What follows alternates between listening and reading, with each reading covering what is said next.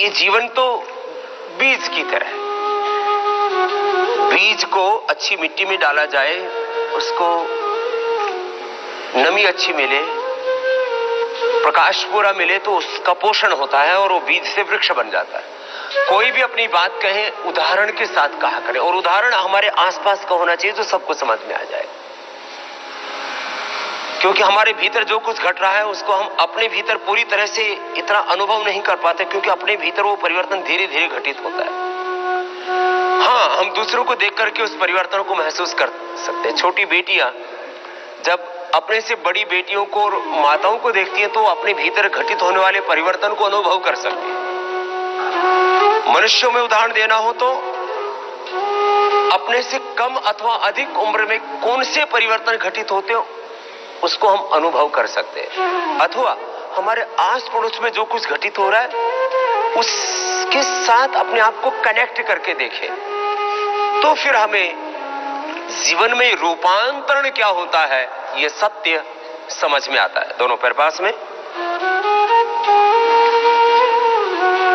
तो जीवन में जो विकास का सिद्धांत है और अपने भीतर जो सुप्त शक्ति है उनके जागरण का सिद्धांत है, उसको हम बीज का उदाहरण देकर के बीज से वृक्ष बनने की प्रक्रिया और मिट्टी में से किस तरह से अनेक प्रकार की शाक सब्जियां, फल, वृक्ष आदि उत्पन्न होते और किस तरह से उससे ऊर्जा ग्रहण करते हैं।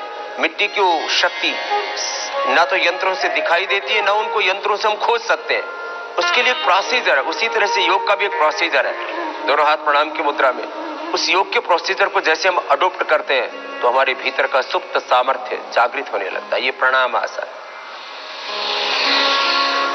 ये अब ऊपर हाथ गए तो देखो ऐसे ये स्थिति में जाएगी। जब ऐसे गए तो देखो यहां से ऐसे हाथ ऐसे गए और ऐसे पीछे जाते समय ये तरीका होता है, अंगूठी से अंगूठा फिर मिला रहता है और ऐसे कोनियां सीधी, फिर वापस आते समय भी कोनियां मुड़ेंगे। धीरज के साथ करना, चक्कर नहीं आने चाहिए करते समय। आगे झुक गए, माथा घुटनों से लग गया। आगे प्रणाम के मुद्रा में हाथ है तो प्रणाम आसन, हाथ ऊपर उठे तो ऊर्ध्व हस्तासन। अब आगे झुक के माथा घुटनों से लगा दिया। पाद हस्तासन, पाद माने पैर, हाथ माने हाथ, हाथ पैर एकदम सीध में आ गए, माथा घुटनों से लगा। अब दाहिने पैर पर बैठ जाएंगे, बाएं पैर पीछे ले जाएंगे। पूरी एकाग्रता से कीजिए। श्वास अंदर, जब भी आगे झुकते हैं तो सांस बाहर, पीछे झुकते हैं तो श्वास अंदर। दाहिने पैर पर ऐसे बैठ जाएंगे। धीरे धीरे करने से भी विशेष लाभ होता है।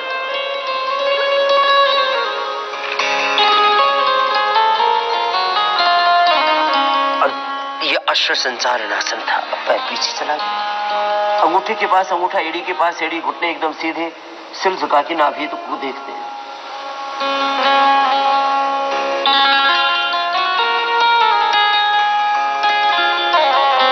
पर्वतासन के बाद अब साष्टांग आसन। घुटने, छाती थोड़ी जमीन से लगभग टच करते हुए, पूरे टच करके नहीं रखते हैं, थोड़ा सा अधर रखते हैं, पेट पूरा ऊपर।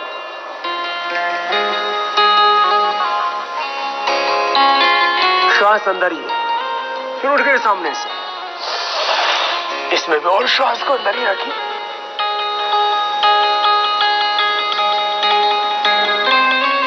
अब बीच से उठा दीजिए।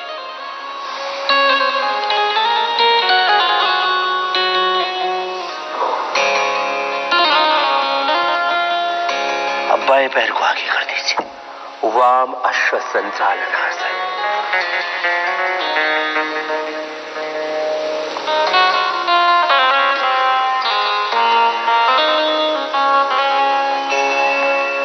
पाद हस्तासन।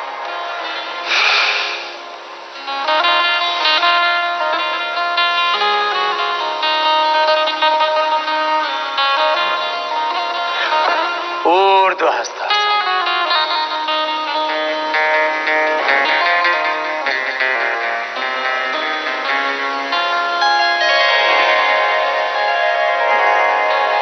प्रणाम आसन।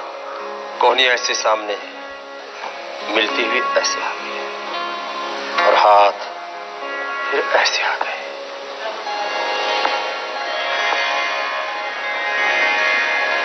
दोनों हाथ पार्श्व भागों से नीचे। प्रारंभ में ज्यादा देर तक मत रुकवाना।